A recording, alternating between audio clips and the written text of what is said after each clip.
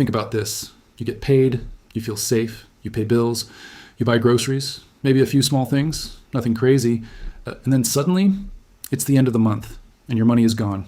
If that sounds familiar, this video is for you. Every month begins the same way. Your phone lights up with a notification, salary credited. For a brief moment, everything feels under control. You breathe easier. You tell yourself this month will be different. This month you'll manage it better. This month you'll finally stay ahead. But somehow, by the third week, that confidence fades. The balance drops faster than expected. Bills are paid. Groceries are bought. A few small online purchases slip in. Nothing extreme, nothing irresponsible. And yet, by the end of the month, the number staring back at you feels smaller than it should. Sometimes it's almost zero. The strange part is, you're not reckless. You're not buying luxury watches or taking spontaneous vacations. You're just living a normal life. So why does it feel like your money evaporates? The answer starts with a dangerous illusion. The illusion of enough. When your salary hits your account, your brain immediately relaxes. It interprets that number as safety, but that number is not wealth. It's not freedom. It's temporary fuel. And fuel, by design, gets consumed. Most people never separate income from stability. They believe earning money equals financial progress. But income is just flow. If the outflow matches or exceeds the inflow, progress never happens.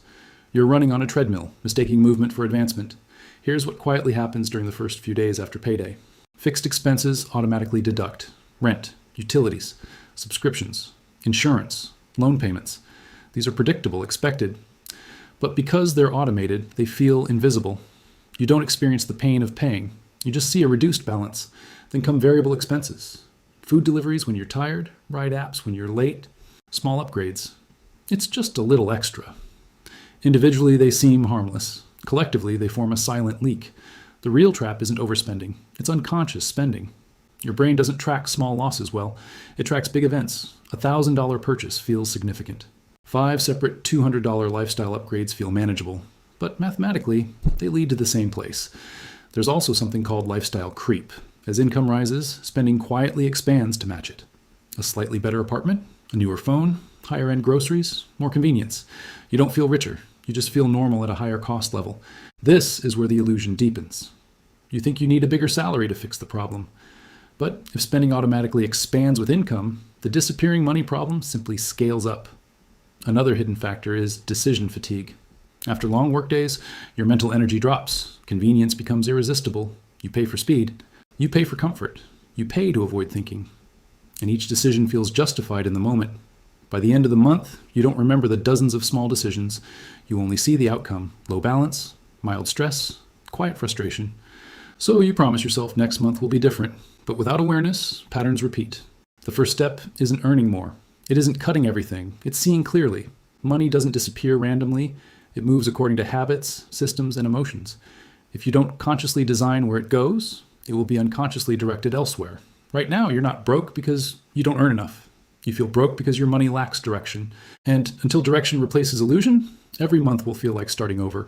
If money disappeared in one dramatic moment, you would notice. If someone withdrew half your salary in a single transaction, you would panic. You would investigate. You would act. But that's not how it happens. Money disappears quietly, gradually, silently. The real damage is done in amounts too small to trigger alarm but large enough to destroy progress over time. Think about the last 30 days. Not the big expenses. The small ones. The coffee you grabbed because you were tired. The extra streaming service you forgot to cancel. The delivery fee that felt insignificant compared to the food itself. The upgraded version of something because it was just a little more. None of these decisions feel dangerous. That's exactly why they are. These are invisible leaks, and like a slow drip in a pipe, they don't flood the house overnight. They weaken the foundation month after month. One of the biggest leaks is subscriptions. Most people underestimate how many recurring payments they have. Music platforms, video streaming, cloud storage, gym memberships, premium apps, software tools, online communities. Small monthly charges blend into the background. $10 here, $15 there, $20 somewhere else. Individually harmless, together heavy. The problem isn't just the amount, it's the automation. When payments happen automatically, you don't experience the transaction. There's no pause, no reflection, no decision. Your money leaves before you even realize it existed. Then there's convenience spending. Modern life is designed to remove friction. One-click purchases, saved card details, instant checkout. Food delivered to your door. Transportation arriving within minutes. Friction used to protect your wallet. Now it protects your comfort. Convenience feels cheap in the moment. But convenience compounds. You pay extra for speed, extra for comfort, extra for avoiding effort. Over time, you build a lifestyle that costs more than you realize simply because it feels easier. Another invisible leak is emotional spending. Bad day at work? You order something small to lift your mood. Feeling stressed? You treat yourself. Bored at night? You scroll and buy. These purchases aren't about need, they're about emotion regulation. And because the price is often modest, you justify it instantly. I deserve this. Maybe you do, but if emotional relief is purchased repeatedly, it becomes expensive therapy. There's also social comparison. You see someone upgrade their car, move into a nicer apartment, travel more often, post better photos. You don't consciously decide to compete, but subtly your standards shift. You raise your own baseline. You upgrade small parts of your life to keep up, not dramatically, just slightly, and slightly is enough. The most dangerous leak, however, is lack of tracking. What isn't measured feels manageable.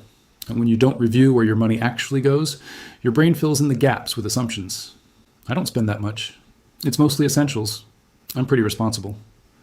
But assumptions are not data. When people finally track their expenses honestly for one full month, the shock is real. Categories they thought were minor suddenly dominate. Food delivery becomes hundreds. Random online purchases add up. Subscriptions stack higher than expected. Not because they're careless, because they're unaware. Awareness alone doesn't fix everything, but it changes everything. When you see the leaks, you can't unsee them. And once you can see them, you can control them. Right now, your money isn't disappearing into a black hole.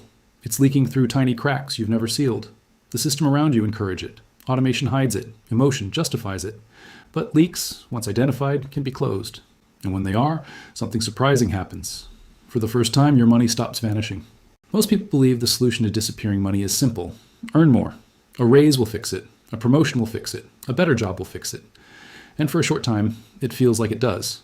The first month after your income increases, everything feels lighter. You're less stressed at checkout. You don't calculate every small purchase. You feel like you finally have breathing room. But then something subtle begins to happen. Your lifestyle rises to meet your income. Not dramatically, not recklessly. Gradually. You move to a slightly better apartment because you can afford it now. You justify a newer phone because the old one feels outdated. You start choosing convenience more often because your time feels more valuable. Groceries shift from basic to premium. Travel upgrades from budget to comfort. None of these choices feel irresponsible. In fact, they feel deserved. You worked hard. You earned more. You should enjoy it, and you should. But here's the problem. When fixed costs increase, flexibility disappears. A more expensive apartment isn't just higher rent. It's higher utilities, higher maintenance, higher expectations. A newer car isn't just a payment. It's insurance, fuel, servicing, registration. A better lifestyle carries hidden anchors. As your fixed expenses grow, your financial breathing room shrinks again. This is the lifestyle upgrade trap. Income rises, expenses rise, pressure returns, and suddenly you're earning more than ever, but you still feel stuck. There's a psychological reason this happens. Humans adapt quickly. What once felt luxurious becomes normal. What once felt optional becomes standard. Your brain recalibrates. The upgrade stops feeling special and starts feeling necessary. This is called hedonic adaptation. And it silently resets your satisfaction level every time you level up financially. That's why people who double their income often don't feel twice as secure. Because security doesn't come from income alone. It comes from margin.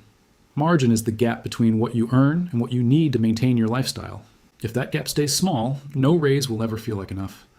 Another hidden danger of lifestyle upgrades is commitment. When you increase fixed monthly obligations, you reduce your freedom to take risks. You can't easily change jobs. You can't experiment with a business idea. You can't take a break. Your higher expenses lock you into stability, even if that stability feels limiting.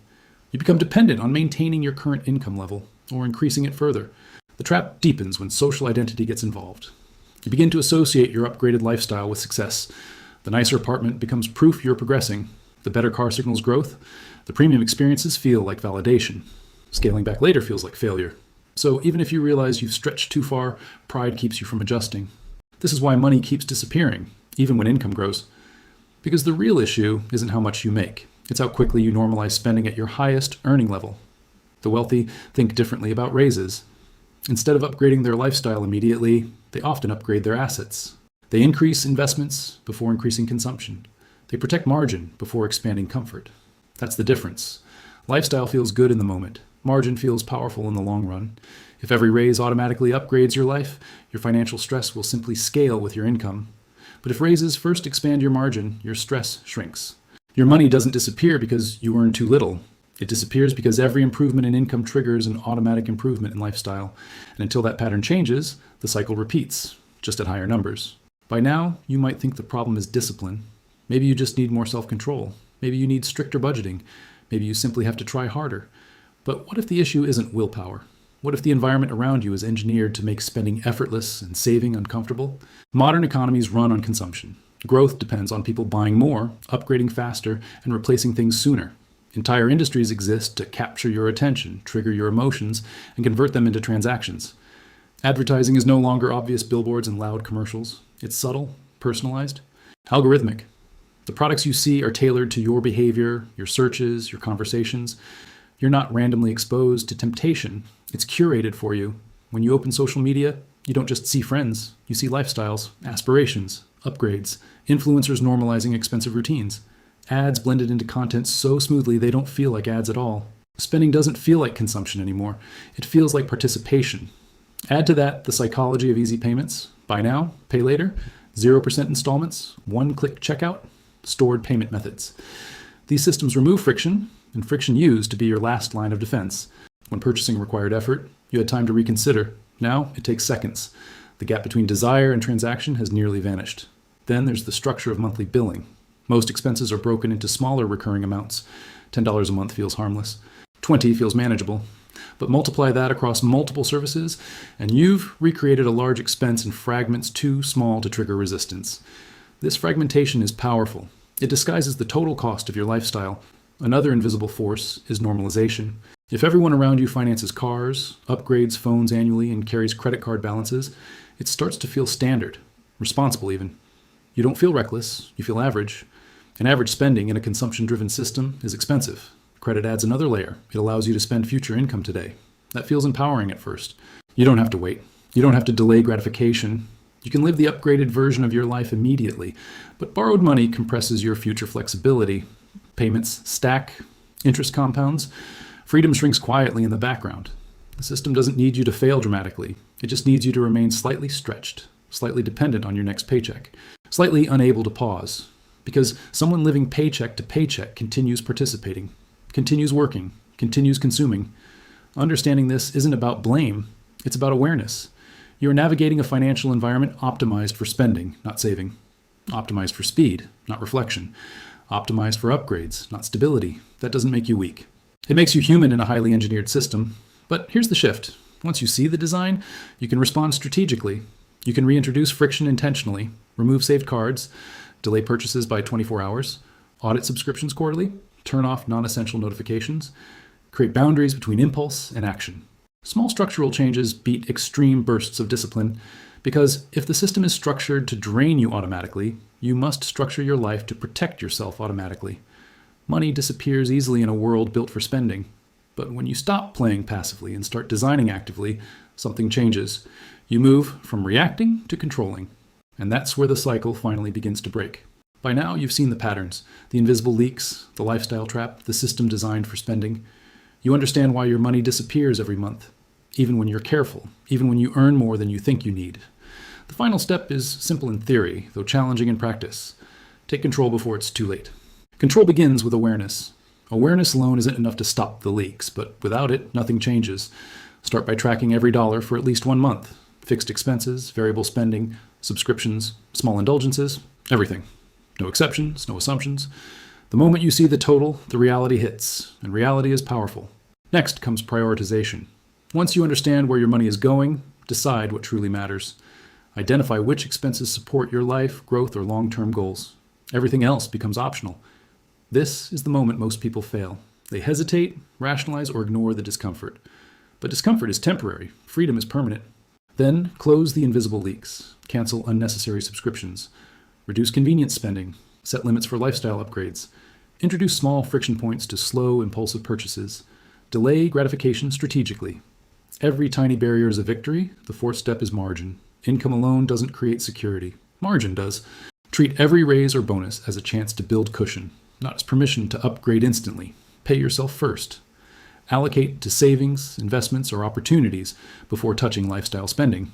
This builds resilience, flexibility, and freedom. Next, shift your mindset.